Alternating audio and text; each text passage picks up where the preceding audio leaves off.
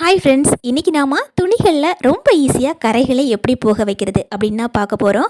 வெள்ளை துணிகளில் கரை பட்டுச்சு அப்படின்னா அதை போக வைக்கிறதுக்கு நம்ம ரொம்ப கஷ்டப்படுவோம். ஆனால் நீங்கள் இந்த மெத்தடில் நீங்கள் க்ளீன் பண்ணிங்க அப்படின்னா ரொம்ப ஈஸியாக நம்ம க்ளீன் பண்ணி எடுத்துடலாம். இந்த வீடியோவில் நாம் குழம்பு கரை, மெஷின் கரை, கிரீஸ் கரை, இந்த மாதிரி எல்லா விதமான கரைகளையும் நம்ம எப்படி போக வைக்கிறது அப்படின்னு பார்க்க போகிறோம். முக்கியமாக இரத்த கரை கூட நம்ம ஈஸியாக போக வைக்கலாம். வாங்க. இதுக்காக நாம் எடுத்துருக்கிறது சட்டை. இந்த சட்டையில் பார்த்திங்கன்னா குழம்பு கரை பட்டிருக்குது. இது சாப்பிடும்போது படுற கரை தான். ஆனால் நார்மலாக நம்ம வாஷ் பண்ணோம் அப்படின்னா இந்த கரையோட அந்த அடையாளம் இருந்துகிட்டே இருக்கும். ரொம்ப கஷ்டப்பட்டு நம்ம ரொம்ப கசக்கி எடுத்தால் தான் இந்த கரை போகும். ஆனால் ரொம்ப ஈஸியாக நம்ம இதை போக வைக்கலாம். அதுக்காக நம்ம எடுத்துருக்கிறது என்னென்னா லெமன் தோல், அதாவது நம்ம எலுமிச்சையோட தோல் தான். இந்த தோலில் சோப்பு பவுடர் இருக்குது இல்லைங்களா, அந்த சோப்பு பவுடரை முக்கிட்டு இந்த மாதிரி லைட்டாக நம்ம ஸ்க்ரப் பண்ணி கொடுக்கணும். லைட்டாக இந்த மாதிரி டச் பண்ணோம் அப்படின்னா அந்த லெமன் தோலில் இருக்கிற சாறு எல்லாமே அதில் வந்துடும். இதுக்கு பதிலாக லெமன் ஜூஸ் கூட நம்ம யூஸ் பண்ணிக்கலாம். ஆனால் அந்த அளவுக்கு ஜூஸ் எல்லாம் நமக்கு தேவைப்படாது. லைட்டாக பட்டாவே போதும். அதனால் லெமனோட தோல் இருந்ததுன்னா அதையே நீங்கள் யூஸ் பண்ணிக்கலாம். பாருங்கள், இந்த மாதிரி ஸ்க்ரப் பண்ணி கொடுத்துக்கணும். குழந்தைங்களோட ஸ்கூல் யூனிஃபார்மில் இந்த மாதிரி கரைகள் அதிகமாக படுங்க.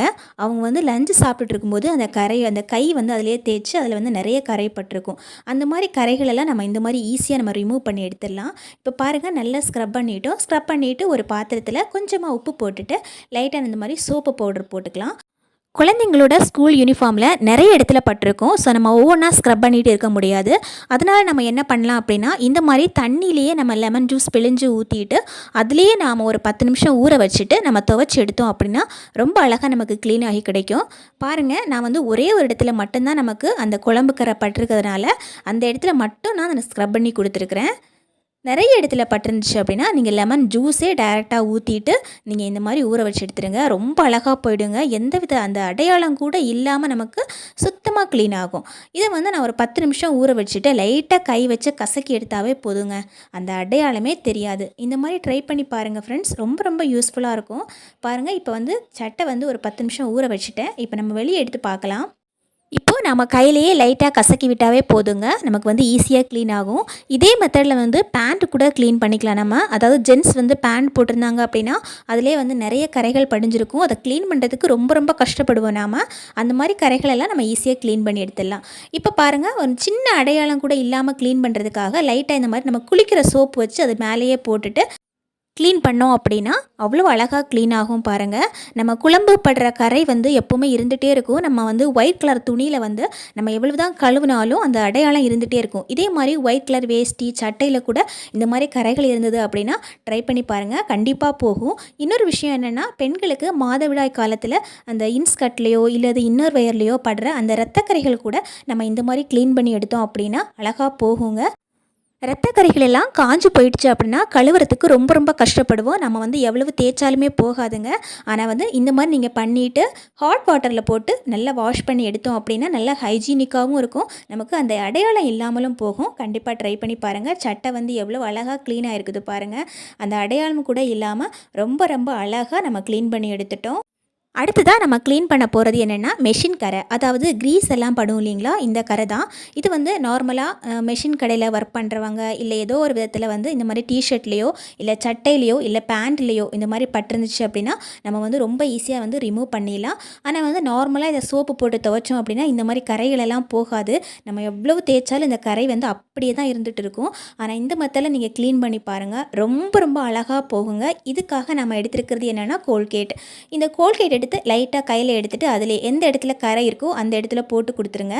இது ஒரே இடத்துல கரை இருக்கிறதுனால நம்ம ஒரே இடத்துல தேய்ச்சி கொடுத்துட்டு, சப்போஸ் உங்கள் ஷர்ட்டில் நிறைய இடத்துல இந்த கரை இருக்குது அப்படின்னா கோல்கேட் கொஞ்சம் அதிகமாக எடுத்து தண்ணியில் நல்லா கலக்கிட்டு அந்த தண்ணியில் ஒரு அரை மணி நேரம் ஊற வைக்கணும். இப்போ பாருங்கள், நம்ம கோல்கேட் நல்லா தடவி கொடுத்துட்டோம். இதுக்கு மேலே நம்ம கொஞ்சம் வினிகர் ஊற்றி கொடுக்கலாங்க. கொஞ்சமாக வினிகர் எடுத்து இந்த மாதிரி ஊற்றி கொடுக்கலாம். இப்போ நம்ம இதுக்கு மேலே கொஞ்சமாக பேக்கிங் சோடா போட்டு கொடுத்துக்கலாங்க. பேக்கிங் சோடா போட்டுட்டு அதுக்கு மேலேயே கொஞ்சம் வினிகர் ஊற்றினோம் அப்படின்னா ரொம்ப ரொம்ப ஈஸியாக நமக்கு க்ளீன் ஆகுங்க. நம்ம நார்மலாக சோப்பு போட்டு துவைச்சோம் அப்படின்னா அந்த க்ரீஸ் கரையெல்லாம் போகவே போகாது.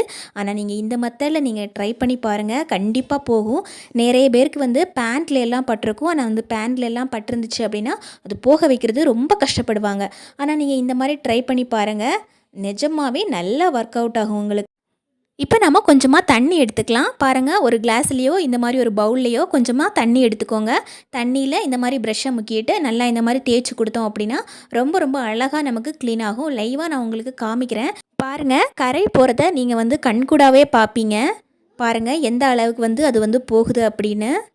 லைட்டாக இந்த மாதிரி அந்த தண்ணியில் வந்து முக்கிட்டு இந்த மாதிரி தேய்ச்சி கொடுத்தாவே போதும். இது போட்டு நம்ம சோப்பு போட்டு தேய்ச்சா கூட இந்த வந்து கரை போகாது நமக்கு. இதுக்கு வந்து இன்னொரு மெத்தடும் இருக்குது. 2 வழியில் நான் சொல்கிறேன். இது வந்து ஃபஸ்ட்டு மெத்தட். பாருங்கள் அந்த க்ரீஸ் கரை வந்து எப்படி போகுது அப்படின்னு.